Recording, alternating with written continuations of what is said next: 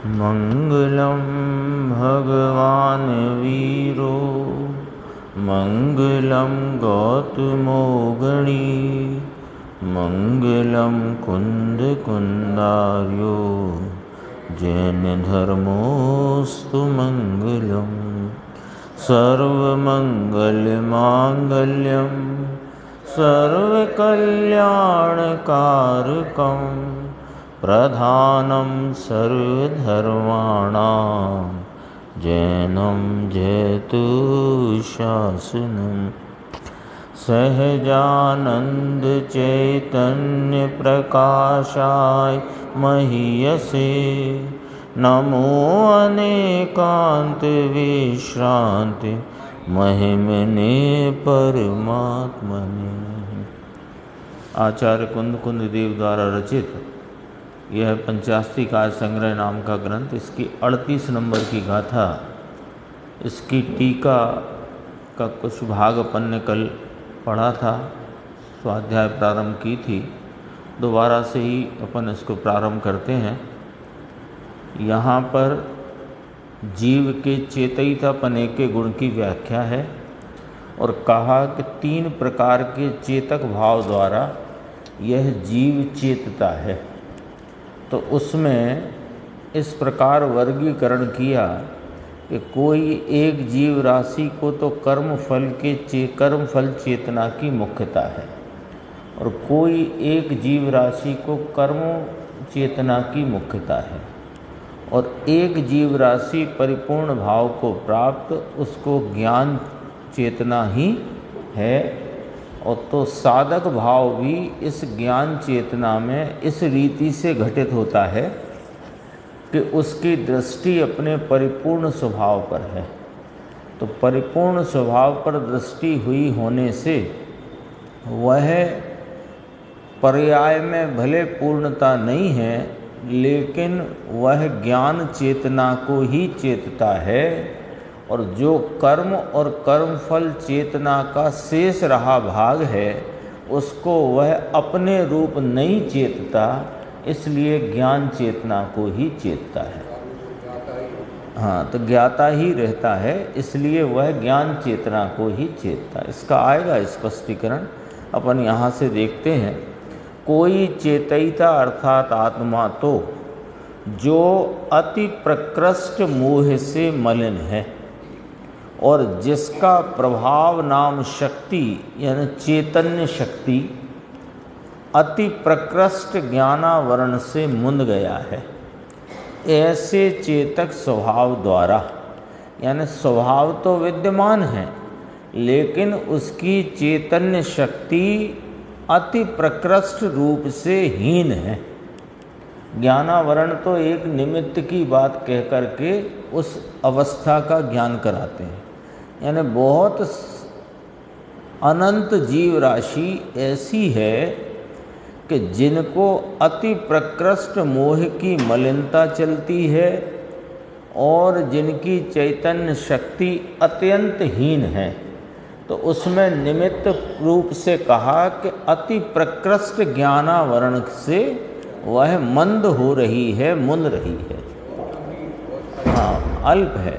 ऐसे चेतक स्वभाव द्वारा सुख दुख रूप कर्म फल को ही प्रधानतः चेतते हैं, क्योंकि उनका अति प्रकृष्ट वीर्यांतराय से कार्य करने का, कार्य नाम कर्म चेतना रूप परिणमित होने का सामर्थ्य नष्ट हो गया है। ये दूसरा निमित्त याद कराया यहाँ पर, क्योंकि कर्म फल की ही प्रधानता है ये बात कही और कर्म चेतना क्यों प्रधान नहीं है ये बात कही कि अति प्रकृष्ट वीर्यांतराय से कार्य करने नाम कर्म चेतना इष्ट अनिष्ट पने के भाव रूपता के सामर्थ्य ही उनको नहीं है, इसलिए कर्म चेतना रूप परिणमित होने का सामर्थ्य नष्ट हो गया है।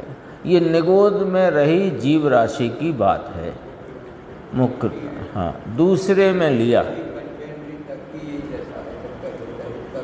नहीं, पर इसमें अलग अलग घटित किया बिल्कुल।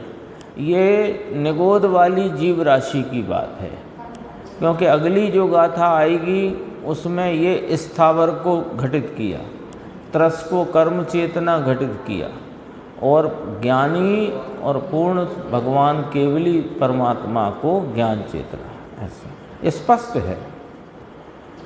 तो इसमें नीचे लिया है कि उसकी कार्य चेतना है वो कर्म फल से मिश्रित है। जो व्यवहार जीव राशि में जो जीव हैं, दूसरे चेतयिता यानी व्यवहार जीव राशि में रहे हुए अज्ञानी मिथ्या दृष्टि है ना, दूसरे चेतयिता अर्थात आत्मा जो अति प्रकृष्ट मोह से मलिन है। देखो, मोह में तो दोनों में अति प्रकृष्ट लिया। मोह नाम पर में सावधानी का भाव, तो पर में सावधानी का भाव तो दोनों को अत्यंत तीव्रता से बरत रहा है। निगोद में अति तीव्रता है और यहाँ भी अति तीव्रता है, इतना अपन उसमें ख्याल में ले सकते हैं। और जिसका प्रभाव प्रकृष्ट ज्ञानावरण से मुंद गया है। अब यहाँ ज्ञानावरण का थोड़ा क्षयोपशम है, इसलिए अति शब्द हटा दिया, और प्रकृष्ट ज्ञानावरण से मुंद गया है या मंद हो गया है। ऐसे चेतक स्वभाव द्वारा भले ही सुख दुख रूप कर्म फल के अनुभव से मिश्रित रूप से कार्य को ही प्रधानतः चेतते हैं। कर्म फल का अनुभव मिश्रित है, कहाँ कि उनकी कर्म चेतना रूप परिणमन में, कार्य रूप कार्य को चेतने में। तो यहाँ कर्म चेतना की प्रधानपना कहा, मुख्यपना कहा, क्योंकि उन्होंने अब यहाँ जो दूसरा निमित्त आया ना, तो पहला जो ज्ञानावरण निमित्त वहाँ अति प्रकृष्ट ज्ञानावरण लिया था, यहाँ प्रकृष्ट ज्ञानावरण लिया, और वीर्यांतराय में वहाँ निगोद जीव राशि में अति प्रकृष्ट वीर्यांतराय निमित्त में बताया था। यहाँ पर अल्प वीर्यांतराय, अल्प है व्यवहार जीव राशि अज्ञानी, तो अल्प वीर्यांतराय के क्षयोपशम से कार्य करने का सामर्थ्य प्राप्त किया है। ये 2 फुटनोट अपन ने कल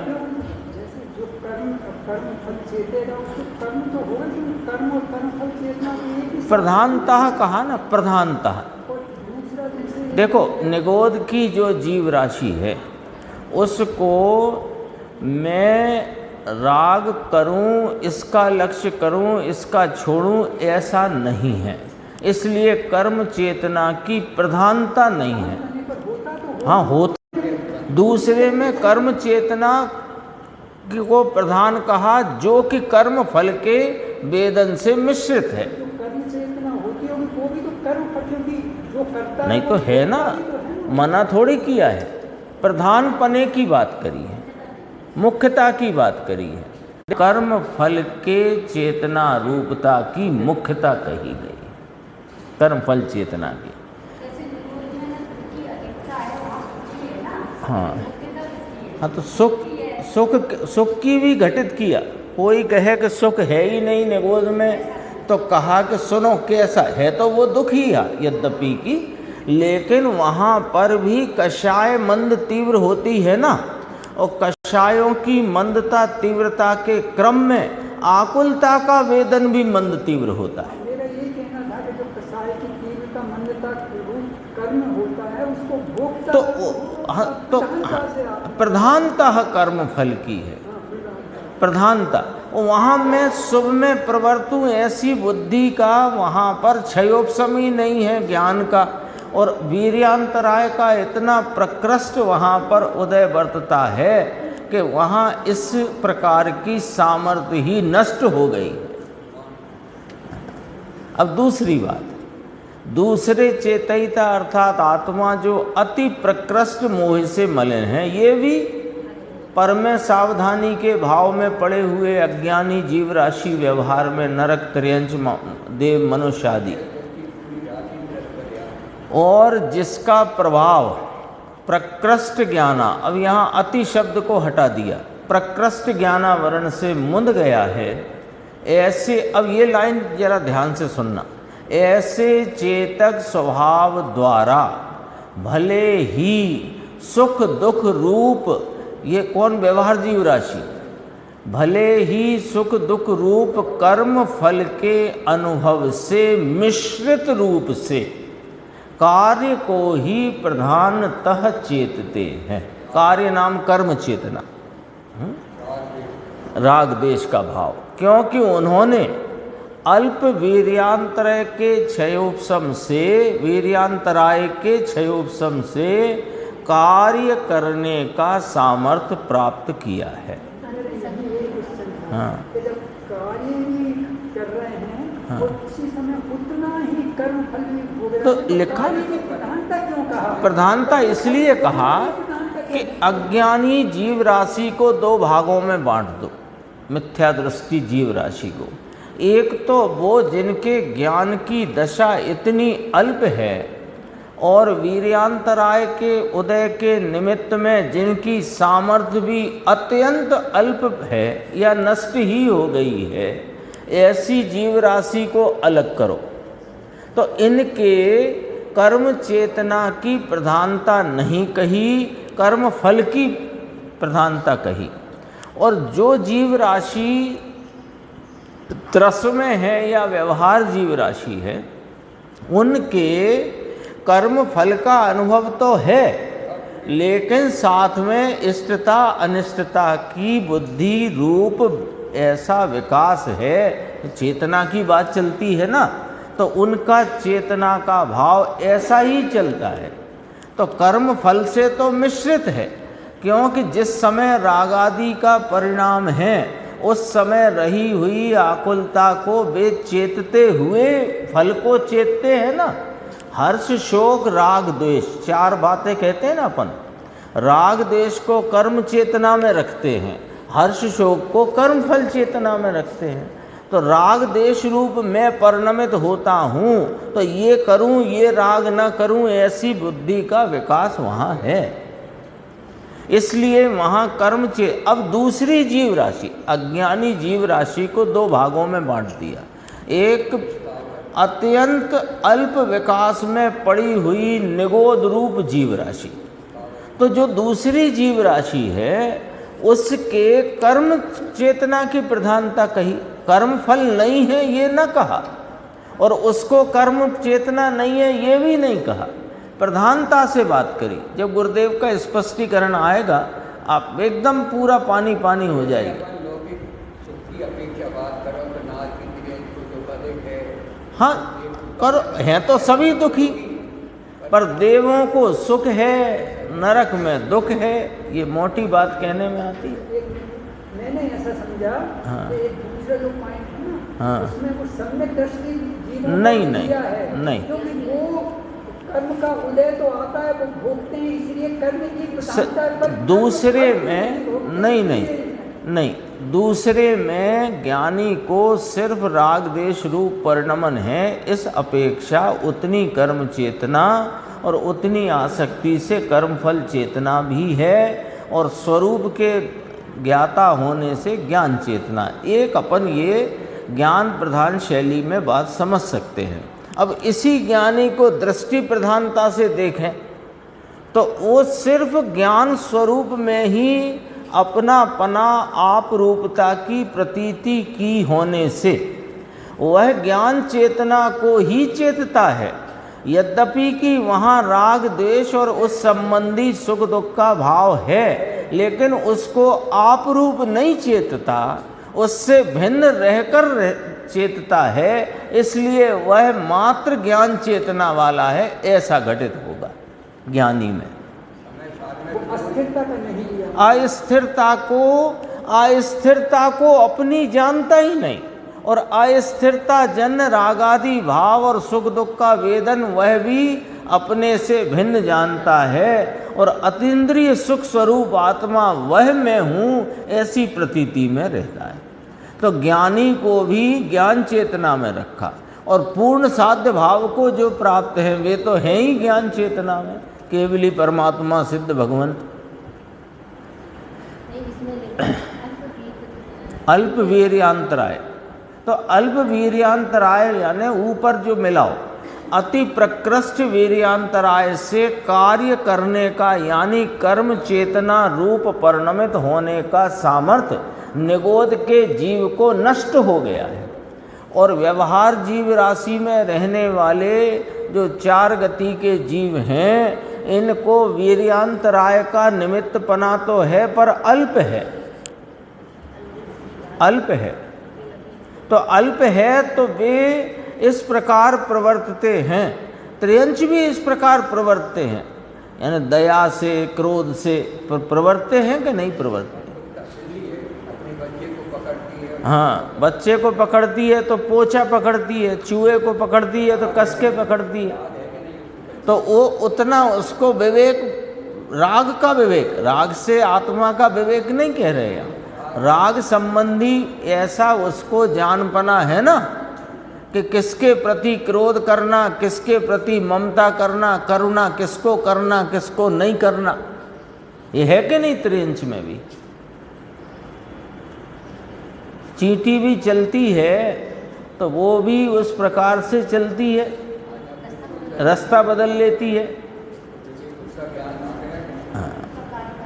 अब तीसरी बात है ज्ञान चेतना की। ये इस ग्रंथ में ये कोई अलग तरह से बात आई है, यानी 3 प्रकार की चेतना, कर्म फल चेतना, कर्म चेतना और ज्ञान चेतना। और 3 चेतना में समस्त जीव राशि, लोक के समस्त जीवों को उन चेतना की प्रधानता से उनको अलग अलग यहाँ पर वर्गीकृत करके मुख्यता से बात करी। अब जो साध्य स्वरूप हैं अरिहंत भगवान, केवली परमात्मा सिद्ध भगवंत, उनको मुख्यता नहीं, वे तो संपूर्ण रूप से ज्ञान चेतना है, क्योंकि उनके तो राग आदि भाव सर्वथा नष्ट हो गए।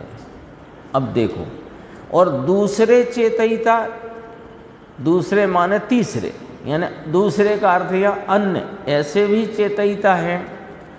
दूसरे चेतयिता अर्थात आत्मा जिसमें से सकल मोह कलंक धुल गया है तथा समस्त ज्ञानावरण के विनाश के कारण जिसका समस्त प्रभाव अत्यंत विकसित हो गया है।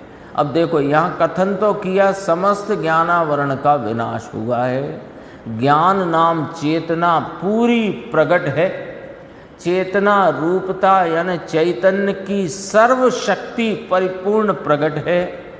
लेकिन यहाँ पेटे में ज्ञानी को रखना, क्योंकि ज्ञानी को मात्र कर्म चेतना ही नहीं है, ज्ञान चेतना भी उदित हो गई है, इसलिए पेटे में ज्ञानी को भी रखेंगे। अभी पहले यहाँ जो व्याख्या है आचार्य भगवान की वो देखते हैं। सकल मोह कलंक धुल गया है, लिखा है ना, तो दर्शन मोहिनी भी धुल गया है, चारित्र मोहिनी भी धुल गया है? नहीं, अभी तो पूरे की बात करो, केवली और सिद्ध की, केवली और सिद्ध की, फिर पेटे में ज्ञानी की बात करेंगे, है ना। पेटे में इसी को दोबारा पेटे में लेके पढ़ेंगे अपन, कि अभी तो पूर्ण की बात करते हैं, जिनके सकल मोह कलंक धुल गया है तथा समस्त ज्ञानावरण का विनाश के कारण जिसका समस्त प्रभाव चैतन्य शक्ति का समस्त प्रभाव नाम उसका पूरा भाव अत्यंत विकसित हो गया है। ऐसे चेतक स्वभाव द्वारा ज्ञान को ही, अब यहाँ प्रधानता की बात नहीं है, यहाँ मुख्यता नहीं लेना पड़ेगी, यहाँ तो ज्ञान को ही, क्योंकि कर्म चेतना कर्म फल चेतना का तो सर्वनाश हो गया है ही नहीं। तो ज्ञान को ही, जो ज्ञान अपने से अव्यतिरिक्त स्वाभाविक सुख वाला है, ज्ञान कैसा है कि ज्ञान अभिन्न अपने सुख स्वरूपता वाला है, उसी को चेतते हैं, क्योंकि उन्होंने समस्त वीर्यांतराय के क्षय से अनंत वीर को प्राप्त किया है। इसलिए उनको देखो, जो जो निमित्त वहाँ कहे थे वो निमित्त यहाँ कहे।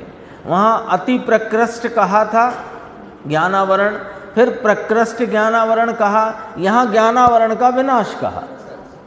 वहाँ अति प्रकृष्ट वीर्यांतराय कहा था निगोध राशि के संदर्भ में, व्यवहार जीव राशि के संदर्भ में अल्प वीर्यांतराय कहा, और यहाँ समस्त वीर्यांतराय का क्षय कहा।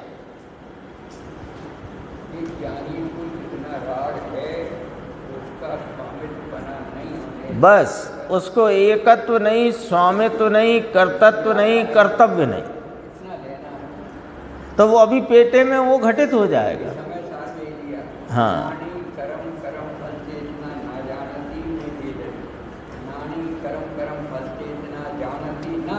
हाँ, वहाँ दो भाग रखे सीधे। जो अपने ज्ञान स्वरूप को चेतता हुआ अपने को ज्ञायक मानता है, ज्ञायक जानता है, अनुभवता है, वो ज्ञान चेतना वाला। और जो अपने को ज्ञान रूप नहीं चेतता वह कर्म कर्मफल चेतना वाला। कल अपन ने बात की थी कि जो अपने को कर्म कर्मफल रूप चेतता है वह कर्म कर्मफल चेतना वाला है, और जो अपने को ज्ञान रूप चेतता है वो ज्ञान चेतना वाला है। ये समय सार की व्याख्या है, वो अपन यहाँ लगा सकते हैं किस प्रकार। यहाँ तो अभी ये लिया देखो, इसलिए उनको विकारी सुख दुख रूप कर्म फल निर्जरित हो गया है और अत्यंत कृत्यपना हुआ है, अर्थात कुछ भी करना लेश मात्र भी नहीं रहा है। 2 फुटनोट अपने को इसमें भी पढ़ने हैं। चौथा है अव्यतिरिक्त वाला, अभिन्न। स्वाभाविक सुख ज्ञान से अभिन्न है, इसलिए ज्ञान चेतना स्वाभाविक सुख के संचेतन अनुभवन सहित ही होती है। यहीं अब बात घटित हो जाएगी। जिसने अपने को ज्ञान स्वरूपी अनुभव में लिया, अपने ज्ञायक भाव को आंशिक रूप से भी जिसने अनुभव में लिया है, उसको नियम से अतीन्द्रिय सुख का संचेतन होता ही है। प्रतीति हुई ना ज्ञायक भगवान की, तो प्रतीति हुई, उसको नियम से अतीन्द्रिय आनंद की उत्पत्ति होती है। अतीन्द्रिय आनंद का वेदन नहीं तो सम्यक दर्शन नहीं, ये स्पर्श से ही सिद्ध होती है बात। फिर कहा कृत कृत्य नाम कृत कार्य। कृत्य माने करने योग्य, कृत माने किया जा चुका। तो जो करने योग्य था वह किया जा चुका है, इसका मतलब है कृत कृत्य। परिपूर्ण ज्ञान वाले आत्मा अत्यंत कृत कार्य हैं अथवा कृत कृत्य हैं।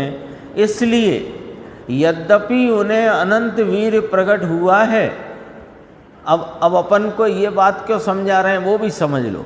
वहाँ पर वीर्यांतराय का अति प्रकृष्ट उदय दिखाया था, और फिर अल्प वीर्यांतराय का बताया व्यवहार जीव राशि में। तो कर्म चेतना के लिए अल्प वीर्यांतराय से सामर्थ्य बताई थी। कर्म नाम रागादि भावों को करने की सामर्थ्य कैसे बताई थी? अल्प वीर्यांतराय के कारण, निमित्त कारण। तो इसलिए यहाँ पर अब वो बात को स्पष्ट करते हैं फुटनोट में कि यद्यपि उन्हें अनंत वीर प्रकट हुआ है, तथापि उनका वीर कार्य चेतना को नहीं रचता। नहीं तो तुम सोचो कि जितना वीर्यांतराय या वीर प्रकट हो रहा है उतना राग करने का भाव प्रकट हो रहा है।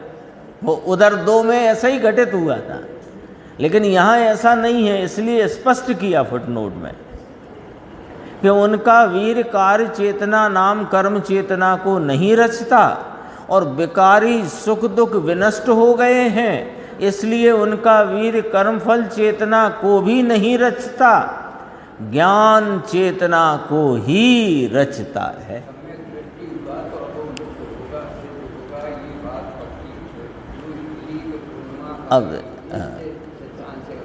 अब इसी को अपन ज्ञानी पे घटित कर लो। हैं? हाँ, देखो पहले उसमें ज्ञानी घटाएंगे, पहले तीसरे नंबर में ज्ञानी घटाएंगे, फिर हम वहाँ घटाएंगे।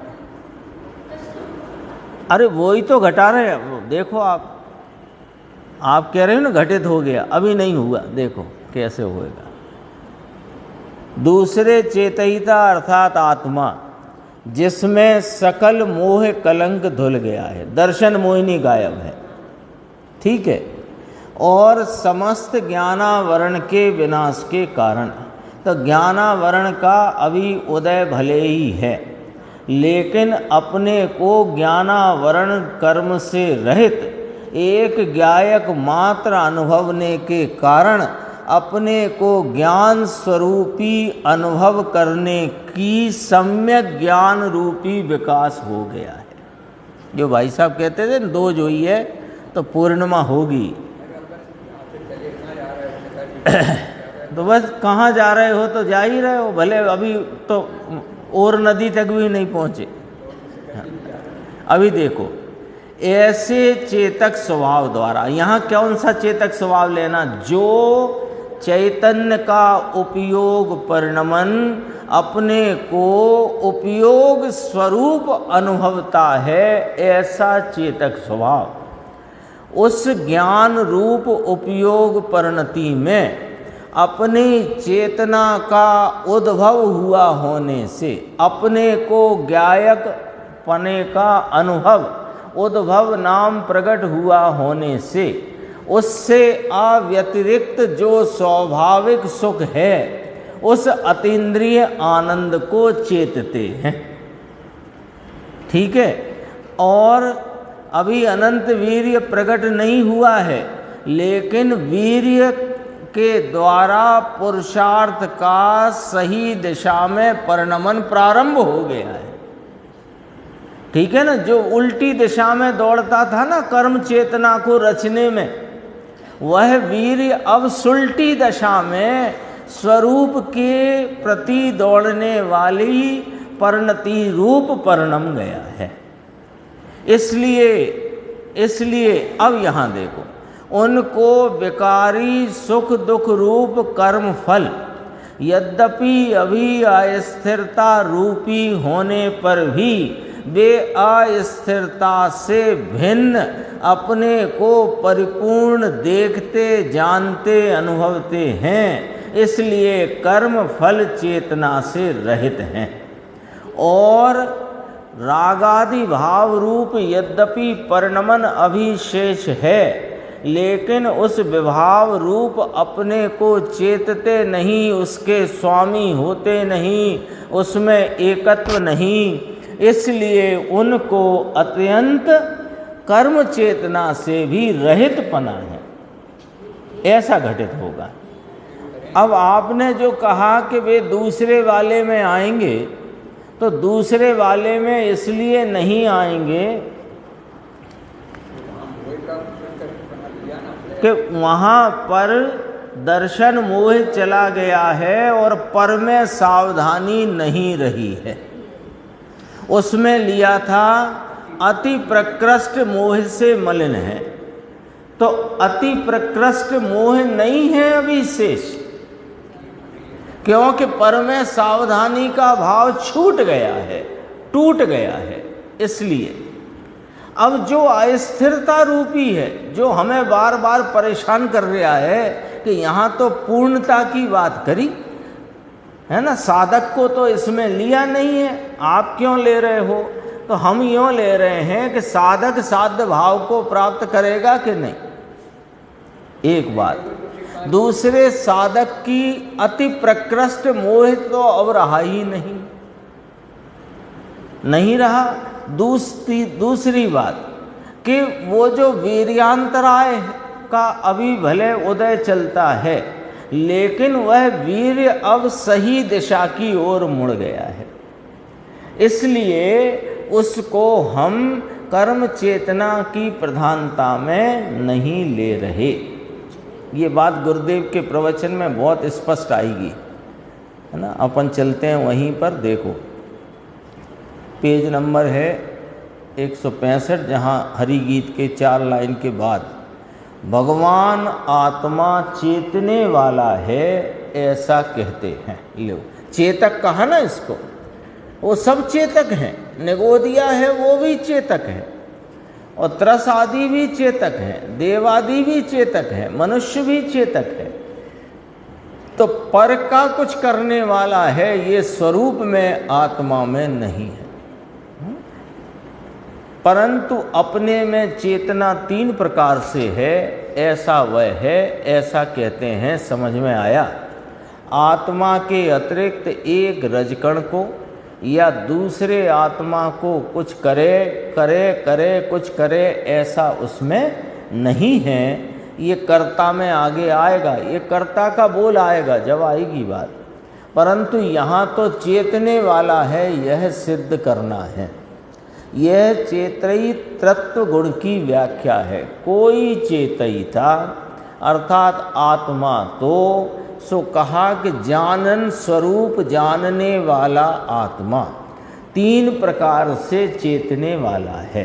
अब यहाँ से देखो, एक उनमें से एक प्रकार कि कितने ही आत्माएं ऐसे हैं कि जो अति प्रकृष्ट मोह से मलिन है।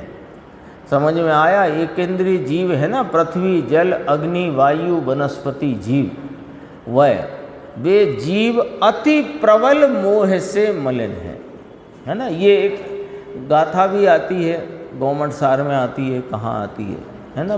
भाव कलंक पहुरा। वहाँ निगोद से क्यों नहीं निकलता कि भाव कलंक की प्रचुरता से। इसका मतलब भाव कलंक वहाँ प्रचुर है। सीधी बात हो गई ना, स्पष्ट। वही बात यहाँ कही कि वे जीव अति प्रबल मोह से मलिन हैं, स्वरूप की सावधानी की कोई खबर नहीं। समझ में आया? अब देखो, स्वरूप का सावधान ज्ञान चेतना में जाएगा, और स्वरूप में असावधान वो कर्म फल चेतना और कर्म चेतना में जाएगा। ऐसा है। तो ज्ञानी यद्यपि कि ज्ञान चेतना में परिपूर्णता की बात करी है, लेकिन ज्ञानी उसमें पेटे में समा जाता है गौण रूप से कथन में, क्योंकि यहाँ नहीं समा रहा ना वो यहाँ लिया ही नहीं जा सकता। पर वो भी है कि नहीं, जगत में साधक भी है कि नहीं, संबर निर्जरा तत्व है कि नहीं देखो, स्वरूप के सावधानता की कोई खबर नहीं। समझ में आया? भाषा देखो, अति प्रकृष्ट मोह शब्द है, और जिसका प्रभाव नाम शक्ति अति प्रकृष्ट ज्ञानावरण से मुंद गया है। दोनों अति प्रकृष्ट लिए, मोह की मलिनता भी अति प्रकृष्ट, और ज्ञानावरण का जो निमित्तपना कहा वो भी अति प्रकृष्ट। हाँ, अब कहा एक इंद्रिय जीव है, उसकी बात चलती, ऊपर ही कहा ना, पृथ्वी जल अग्नि वायु वनस्पति। तो एक इंद्रिय जीव है, पृथ्वी के जीव, पानी के जीव, अग्नि के जीव, वायु के जीव, वनस्पति के जीव, उन्हें अति मलिन मोह भाव। इसमें बहुत चर्चा ली गुरुदेव ने निगोद के जीवों की, बहुत लंबी चर्चा ली है। हाँ, अति मलिन मोह भाव पर सन्मुख की तीव्र सावधानी है निगोदिया को। बोलो, अपने को लगे उसके तो ज्ञान का अल्प क्षयोपशम है या ज्ञान की अति अल्प प्रगटता है, तो ज्ञान की अति अल्प प्रगटता है और पर में तीव्र सावधान,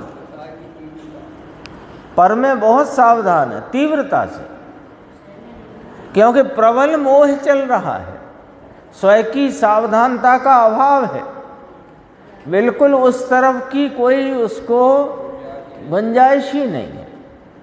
और ज्ञान उसका ज्ञानावरणी के निमित्त से स्वयं का ज्ञान उन जीवों का वहाँ मुंद गया है। ऐसे जीव अति प्रकृष्ट ज्ञानावरण से मुंद गया है। भाषा ऐसी है क्या यहाँ तो अति मलिन मोह भाव, अति प्रबल मोह भाव होना चाहिए। तो अति देखो ऊपर देखो, अति प्रकृष्ट मोह से मलिन है। ये नहीं, नीचे सबसे नीचे उन्हें, हाँ, उन्हें अति मलिन मोह भाव, हाँ तो प्रबल मोह भाव। हाँ, प्रबल कह दो कि अति कह दो, अति मलिन माने मोह भाव बहुत कम है, जबकि इनको तो बहुत नहीं, अभी देखो गुरुदेव ने कहाँ से लिया। प्रकृष्ट का अर्थ प्रबल किया, और मलिनता यहाँ लिखी थी ना, प्रकृष्ट अति प्रकृष्ट मोह से मलिन है, इसका अर्थ कहा अति प्रबल मोह से मलिन है। ठीक है ना, उसी को अब प्रबल शब्द का प्रयोग अब की बार बोलने में नहीं किया, अति मलिन मोह भाव कहा। और सुनो, आप जो अंतर ढूंढ रहे हो ना, वो अंतर तो दोनों में ही नहीं है। मलिनता अति मलिन, क्योंकि एक इंद्रिय आदि को तो बहुत प्रबल मोह भाव रहता है, तो यहाँ मलिन क्यों लिखा है? अरे आप ढूंढ रहे हो दूसरे वाले से, देखो नहीं, मैं आप जहाँ अंतर ढूंढ रहे हो, मैं वो अंतर है ही नहीं। देखो, पहली जीव राशि जो निगोद की कही, उसमें टीकाकार आचार्य ने अति प्रकृष्ट मोह से मलिन लिया है ना, और दूसरे में भी अति प्रकृष्ट मोह से मलिन लिया है। जब अंतर है ही नहीं इन दोनों में, तो अब वो अति प्रकृष्ट कहो कि अति मलिन मोह कहो, एक ही बात है। अब अपने पास मोह की मलिनता में दो हिस्से हैं, तीन नहीं। ज्ञानावरण के संदर्भ में तीन भाव, ज्ञानावरण का अति प्रकृष्ट उदय, और ज्ञानावरण का प्रकृष्ट उदय, और ज्ञानावरण का नाश, तीन भाग है। लेकिन मोह के संबंध में दो ही हैं, या तो मोह नाश को प्राप्त हुआ है, और या तो अति प्रकृष्ट है। व्यवहार जीव राशि में भी यही लिया, तो वहाँ अपने को कोई अंतर ढूंढने की जरूरत नहीं है उस कथनी में गुरुदेव की। अति मलिन मोह भाव कहो, चाहे अति प्रबल मलिन मोह भाव कहो, चाहे अति प्रकृष्ट मोह भाव कहो, एक ही बात है। पर सन्मुख की तीव्र सावधानी है। क्यों? अब देखो, पर सन्मुख की तीव्र सावधानी और कम सावधानी क्या होती है, वो समझ लो। कि पर सन्मुख की तीव्र सावधानी यानी कि स्वरूप में बिल्कुल सावधान नहीं, तो दोनों की हालत एक सी है, दोनों की हालत एक सी है। स्वरूप के प्रति किंचित सावधान नहीं, इसका नाम तीव्र सावधान है। ज्ञान उसका ज्ञानावरणी के निमित्त से स्वयं का ज्ञान वहाँ मुंद गया है। अब ये दूसरी जीव राशि का थोड़ा खिल गया है, उसके कारण जो निगोद में है, और अपन भी उसी के कारण निगोद पहुँचते हैं। हाँ, जाएंगे, नहीं गए तो यदि ये मिथ्यात्व का अभाव न किया तो फिर जाना तो वही है ना, घोरम पारम। अब यहाँ प्रश्न किया, पर पदार्थ से मुंद गया है ऐसा कहा गया साहिब यहाँ तो आचार्य भगवान ने, तो कहा संक्षिप्त कहने के लिए निमित्त से कथन है। देखो, इसकी ज्ञान पर्यायहीन हुई है। एक पानी की बूंद में असंख्य जीव, कौन स्वीकार करे बोलो। एक बटाटा नाम आलू, कंदमूल, मूली, गाजर, सूरण, शकरकंद आदि जो हैं, काई, ये जो काई लग जाती है बारिश में, अभी बाहर जैसे अपन देखते हैं काई, देखो ना ये काई, एक इतना टुकड़ा, उसमें असंख्य तो औदारिक शरीर, और एक शरीर में कितने जीव के जितने अब तक अनंत सिद्ध हुए उनसे अनंत गुने जीव। ऐसे बाहर जाके ऐसे काई नाखून से निकालो, और जितनी काई नाखून में चिपक कर आए उसमें असंख्य औदारिक शरीर, और एक शरीर में अब तक जितने सिद्ध हुए उससे अनंत गुनी जीव राशि।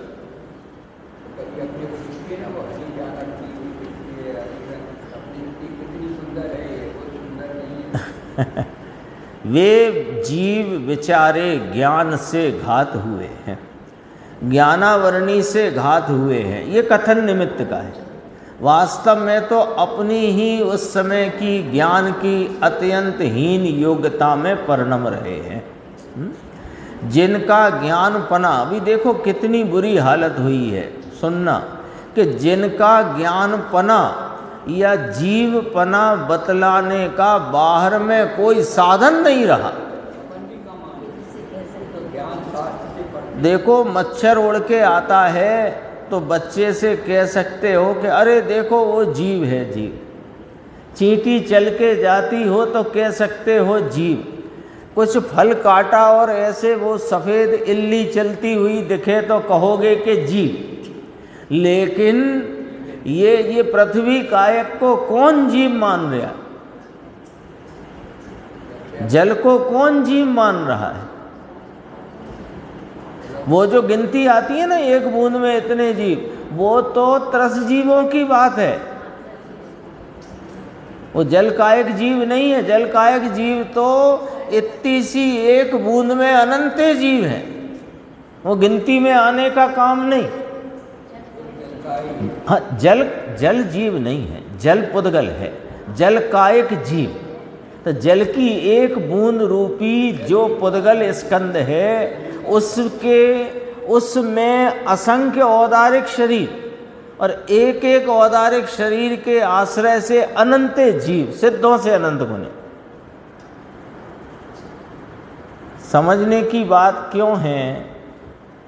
हमें इतनी इस बात को समझकर करना क्या है कि उस जीव राशि में हम भी थे और वहाँ से निकल करके यहाँ आकर बैठ गए, और वो जीव राशि होती है ये जानने का मौका मिल गया, और मैं भी जीव हूँ और मैं ज्ञान दर्शन स्वरूपी हूँ, और वे सिद्ध शिला में विराजते हैं परिपूर्ण भाव में, अनंत सुख में। वे भी जीव हैं, वे भी निगोद से आए थे। तो इससे क्या फायदा कि अपने चैतन्य तत्व की महिमा करो, उसकी आराधना करो। आराधना अपनी करोगे तो पूर्ण भाव को प्राप्त होगा। ये सब जानना जरूरी है।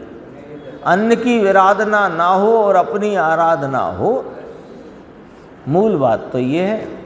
क्योंकि उनको भी पर्याय भाव से मत देखो, उनको भी भावी के सिद्ध देखो।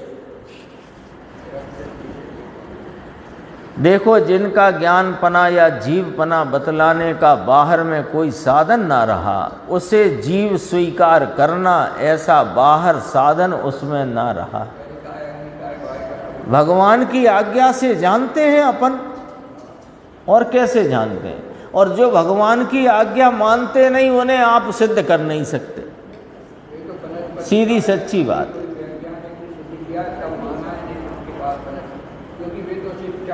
हाँ, वो वनस्पति का है, वे भी प्रत्येक वाले को माना उनने।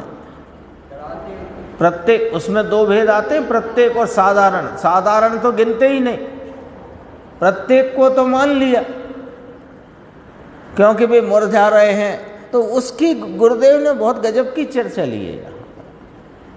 भगवान की आज्ञा से अपन ने जाने। अब चूंकि अपन भगवान की आज्ञा सिरोधारी करते हैं, इसलिए अपने को ये बात समझ आती है, स्वीकार होती है। और जो नहीं मानते सर्वज्ञ की आज्ञा, उनकी बात कौन स्वीकार करे? आप सिद्ध करके बता दो किसी एक व्यक्ति को कि ये आलू में इतने जीव होते, मानेगा ही नहीं, मानेगा नहीं। त्रस जीव बता दोगे। जैसे कोई कहता था पहले कि बैंगन में कुछ लगा दो और फिर धूप में रख दो तो वो त्रस जीव दिखते हैं ना, वो अलग कहानी है। ये तो निगोद की कहानी है, वे तो त्रस हैं।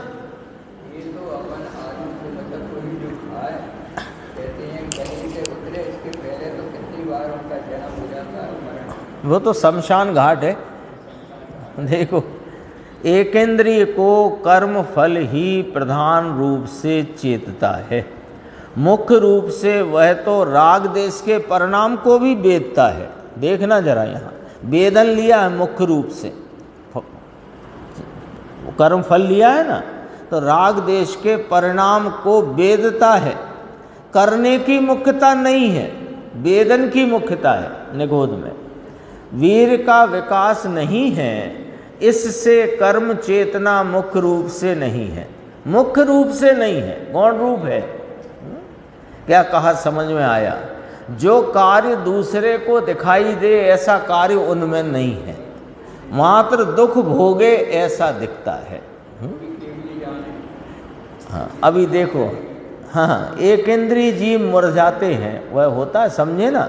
ऐसे चेतक स्वभाव द्वारा सुख दुख रूप से, अब सुख काय का, सुख शब्द तो लिया यहाँ पर, सुख शब्द कितना लिया कि वहाँ थोड़ी कषाय की मनता हुई तो आकुलता में किंचित कमी आई, उसे अपेक्षाकृत सुख कहने में आता है।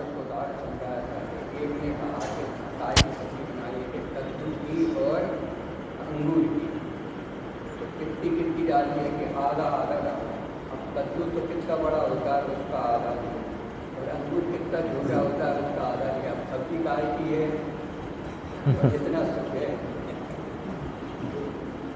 कुछ ही नहीं है, वो कुछ कल्पना का है, कल्पना है, कुछ भी नहीं है। वो तो क्या होता है कि तीव्र आकुलता का वेदन है, पर वो कोई आकुलता सदैव तीव्र नहीं रहती, उसमें मंदता आती है। तो वो जो मंदता आई तो अपेक्षाकृत मंद आकुलता को सुख कहने की लोक में चलन है। जैसे अपना, अपना भी यही है। जैसे भूख की तीव्र आकुलता, अब भूख की तीव्र आकुलता में दुखी हुआ, फिर भोजन करने बैठे तो भोजन करने में कौन सा सुख मिल रहा है, कुछ ही नहीं। वो आकुलता थोड़ी घट गई तो कहा कि भोजन करके वाह मज़ा आ गया, काहे का मज़ा आया है। फिर आधे घंटे बाद गैस बनी तो फिर मज़ा आ गया। कहाँ है उसमें कल्पना। कर्म बल की मुक्तता है, क्यों मुक्तता है? क्योंकि उनके वीर्य का विकास नहीं है, हाँ। इसलिए उनको पुरुषार्थ नहीं है और इसलिए उनको कर्म चेतना। पुरुषार्थ तो दोनों का उल्टा है, अल्प वीर्यांतराय वाले का और अति प्रकृष्ट वीर्यांतराय वाले, दोनों का उल्टा है। तो यहाँ कहना है, देखो गुरुदेव ने खोल दिया मामला कि जो कार्य दूसरे को दिखाई नहीं देता ऐसा कार्य उनमें नहीं है। पशु पक्षियों की भी करुणा आदि भाव अपने को दिखाई देते हैं, ऐसा कार्य उनके दिखाई देता नहीं। तो कल्पना का सुखी हर्ष और कल्पना में दुखी ऐसी दशा के फल को एक इंद्रिय जीव चेतता है, नाम वेदता है। पर को वेदता है और पर को चेतता है ऐसा नहीं। कर्म को वेदता है और कर्म को चेतता है ऐसा नहीं। अब यहाँ कर्म की बात करी थी निमित्त रूप से, अब कोई ये कहने लग जाए कि देखो साहब कर्म बांधे हैं तो भोग रहा है, कर्म बिल्कुल नहीं भोग रहा, वो तो अपनी ही परिणति में आकुलता के भाव को भोग रहा है, वेद रहा है, बस। समझ में आया? ऐसे एक इंद्रिय में से बाहर आया, अब बात कही देखो, और वहाँ का वहाँ वापस रचपच गया, वहाँ ही। कदाचित जीव निगोद से निकल करके आया भी, लेकिन वहाँ पर की सावधानी में ही रहा, और यहाँ थोड़ा उस प्रकार का वीर का क्षयोपशम बढ़ गया तो रागादि भाव में दिखाई देने लगा, बस दिखाई देने लगा। ये समझना 168 पेज है, देखो अगला ही पेज, यहाँ से ये थोड़ा देखना बस। वर्षा आए 15 दिन महीना, वहाँ तो ऐसे मानो पृथ्वी ने हरी चूंदड़ी ओढ़ ली है, और मानो करमाई गए वनस्पति के जीव, मुरझा गए, है ना। तो कभी तो एकदम खिलखिला उठे, समझो हरियाली पूरे में छा गई। फिर कुंवार कार्तिक आया तो वो मान लो हरियाली या दिसंबर में आके वो चली गई। तो करमाई गए माने मुरझा गए तो वनस्पति के जीव, परंतु वे दुखी हैं भाई, तुझे खबर नहीं। हाँ, हरे भरे दिखते हैं तब भी दुखी हैं, मुरझाए हुए हैं तब भी दुखी हैं। हरे भरे होकर के सुखी हो गए थे और मुरझा कर दुखी हो गए, ऐसा बिल्कुल भी नहीं है। यहाँ भी देखो, ये शरीर निरोग है इसलिए मैं सुखी हूँ और शरीर में रोग है इसलिए मैं दुखी हूँ, ये बात झूठी है, गलत है ये बात। ये तो उस समय में शरीर से जितना ममत्व रूप एकत्व रूप भाव है उस भाव से दुखी है, ना रोग से दुखी है, ना निरोगता से सुखी।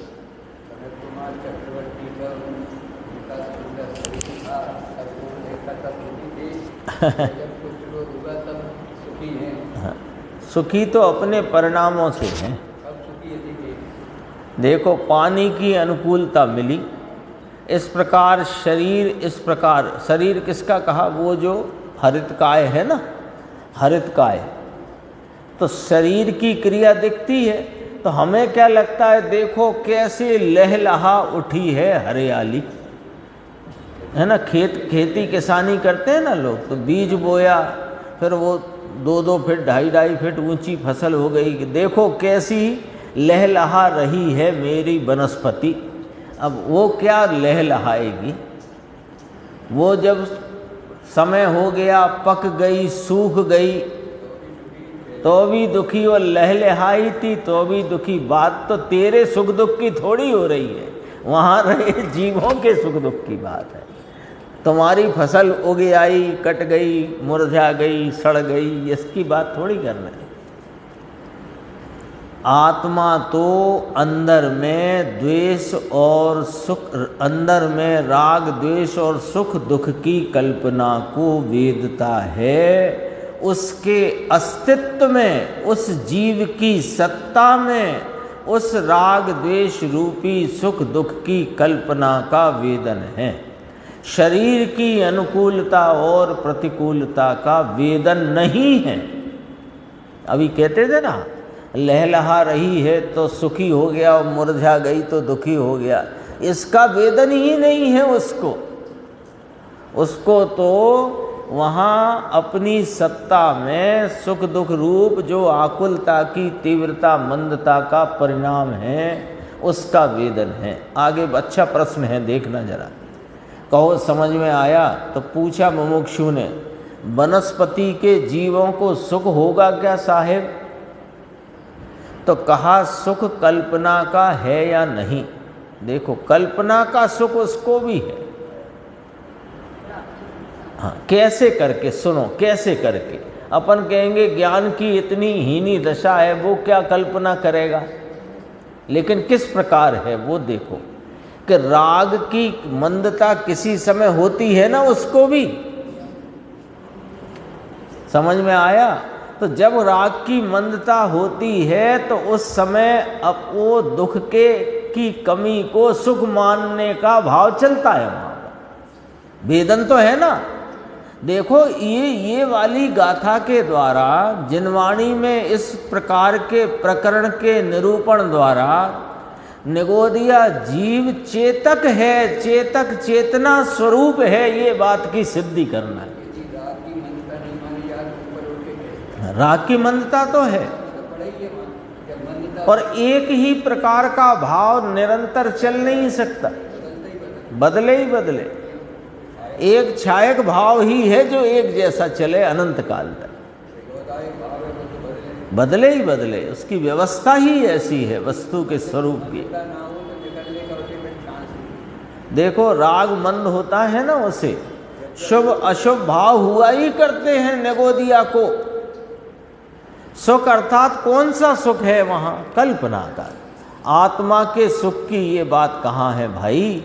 नित्य निगोद में रहा उसे अकेले दुख का वेदन है। कैसे करके सुख दुख की कल्पना, शेष चर्चा आगे की स्वाध्याय।